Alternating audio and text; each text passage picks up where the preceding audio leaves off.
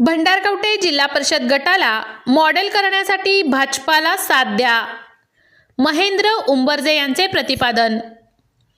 भविष्यात भंडारकवटे जिल्हा परिषद गटासह परिसराला विकासाच्या उंचीवर घेऊन जाण्यासाठी आमदार सुभाष देशमुख यांच्या नेतृत्वाखाली विकासाला गती देण्यासाठी भाजपला मत देण्याचे आवाहन सेवानिवृत्त कार्यकारी अभियंता महेंद्र उंबर्जे यांनी केले।